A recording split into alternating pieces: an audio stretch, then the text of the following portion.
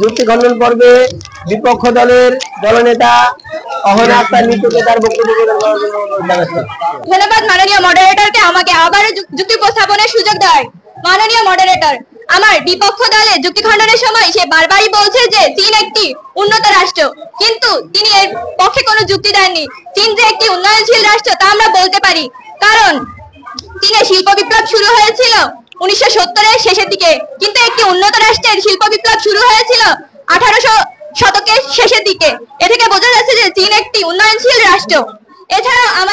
এছাড়াও বলেছে যে তারা উন্নয়নশীল রাষ্ট্রগুলো ভুক্তভোগী নয়, ভুক্তভোগী শুধু উন্নত রাষ্ট্রগুলো। কিন্তু মাননীয় মডারেটর, জলবায়ু পরিবর্তন কি শুধু এই উন্নত রাষ্ট্র দ্বারা সম্ভব হচ্ছে? উন্নয়নশীল রাষ্ট্রগুলো কি পরিবর্তন ঘটাচ্ছে না?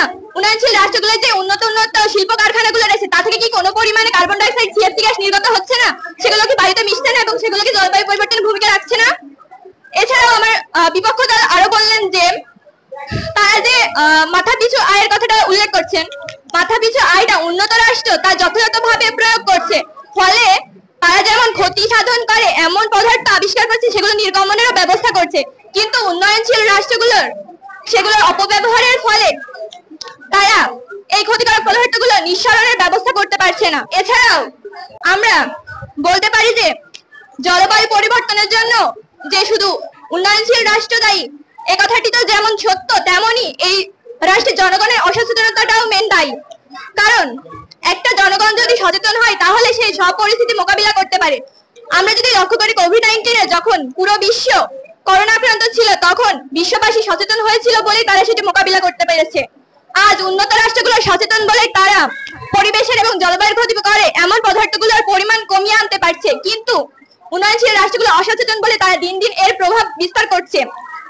কারণ আমরা যদি উন্নত রাষ্ট্র হিসেবে জাপানের দিকে তাকাই তাহলে দেখতে পাই তারা প্রতি বছর 1.1 billion metric ton carbon die oxide gas নিঃসরণ করছে, কিন্তু একটি উন্নয়নশীল রাষ্ট্র চীন সেই তুলনায় 12.3 billion carbon die oxide gas নিঃসরণ করছে, যা থেকে বোঝা যাচ্ছে যে একটা উন্নত রাষ্ট্রের তুলনায় একটা উন্নয়নশীল রাষ্ট্র অধিক পরিমাণে কার্বন ডাই অক্সাইড গ্যাস নিঃসরণ করছে। সুতরাং বলা যায় যে জলবায়ু পরিবর্তনের জন্য উন্নত রাষ্ট্র দায়ী নয়, দায়ী হচ্ছে উন্নয়নশীল রাষ্ট্র এবং উন্নয়নশীল রাষ্ট্রের জনগণের অসচেতনতা। মাননীয় মডারেটর, আমাদের বিপক্ষ দল জলবায়ু পরিবর্তনের জন্য উন্নত রাষ্ট্রগুলোকে শুধু বারবার দায়ী করে গিয়েছেন, কিন্তু কোনো যুক্তিসঙ্গত ব্যাখ্যা দিতে পারেনি। কিন্তু উন্নয়নশীল রাষ্ট্র হিসেবে চীনের আমরা যথাযথ ব্যাখ্যা দিতে পারছি, কারণ তারা কার্বন ডাই অক্সাইড পরিমাণের দিক থেকে পৃথিবীতে অন্যতম। তারা পৃথিবীর মোট কার্বন ডাই অক্সাইডের 1/4 তারাই উৎপন্ন করছে। এছাড়াও যে বৈশ্বিক উষ্ণায়ন ঘটাচ্ছে উন্নয়নশীল রাষ্ট্রগুলো, তা মোট কার্বনের 27%। এ থেকে আমরা পরিলক্ষিত হই যে উন্নত রাষ্ট্রগুলো দায়ী নয়, দায়ী হচ্ছে উন্নয়নশীল রাষ্ট্রগুলো। পরিশেষে আমরা বলতে পারি জলবায়ু পরিবর্তনের জন্য উন্নত রাষ্ট্র দায়ী নয়, দায়ী উন্নয়নশীল রাষ্ট্র এবং উন্নয়নশীল